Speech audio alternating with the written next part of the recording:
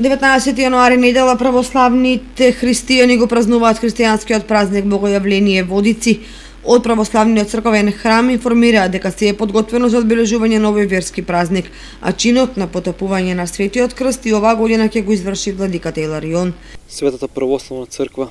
во недела го чествува споменот на Христовото крштение, празник од големо значење за нас православните, бидејќи на овој ден нашиот Господ и Спасител Исус Христос е крстен во реката Јордан од страна на светиот Јован Крстител и Претеча. Овој празник е народот исто така е познат и како Водици. Поради тоа во недела со почеток во 7 часот ќе има празнично утрено богослужение, Света Василиева литургија, а нели по традиција по завршувањето на литургијата свештенството заедно со верниот народ овде присутен со литија ќе се упати до водите на Кочанската река кај градскиот парк, каде што нели по традиција ќе биде потопен честниот и животворен крст од страна на неговото високо преосвештество митрополитот Брегалнички господинот Иларион.